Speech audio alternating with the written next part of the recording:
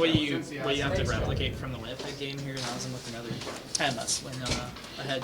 Yeah, I mean, just continue to have that consistency, and I think dog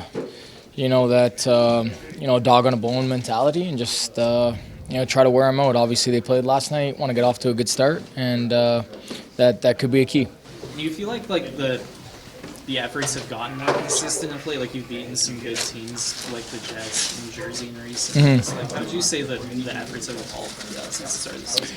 I've never thought there was ever an issue with the effort. I think just some lapses here and there has obviously cost us a few points, but we're trying to recover from that. Of course, I think that's been our biggest positive this year. When you seem like we're down and out, we find a way to crawl ourselves back in. So find ourselves in a similar situation. Now we got to string a few together. Is the pack of hyenas mentality still with you guys? Of course. I mean, that's become our identity now. So we got to continue that. How long until we get that on the shirt?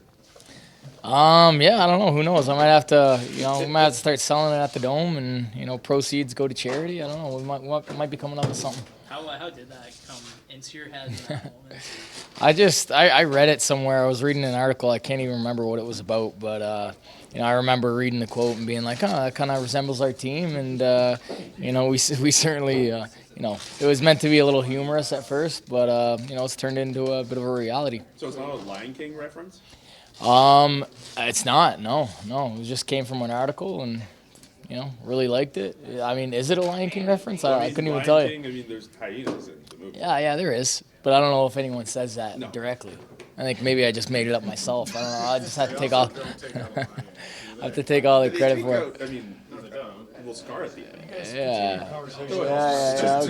Okay. Anyways. You read it in an article. What do you read? National Geographic now? I don't know. I read all kinds of things. Just try to stimulate the mind a little bit. When you beat a team like Boston and you're playing them again, such a good hockey team, you have to kind of prepare for them coming in with a chip on their shoulder, looking to reverse it. Of course. I think they're obviously a great team, and they're not going to forget. But at the same time, games can unfold a bunch of different ways each and every game you play.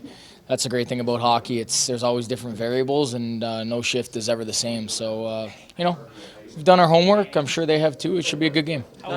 In games where maybe the team doesn't have it on that night, how much pride do you take in trying to kind of bring the group into the fight and kind of set the tone on any given night?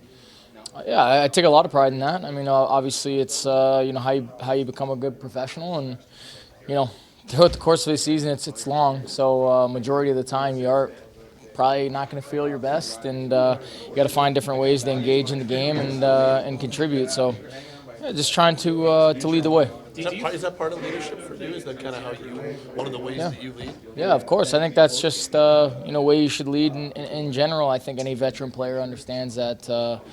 You got to show up night in and night out, and that's what good teams do. That's what good players do. Do you find you're more empowered as a leader? Second season, you had an A for one of the games. Like, do you feel like you're a little more of a voice in this room now? I don't really know if it's necessarily changed. I think for me, obviously, my resume, my experience, I just come in and try to be myself, and try to coach guys along the way. But for me, nothing really changes. I think obviously you get more comfortable with who you're around, but always just try to be myself.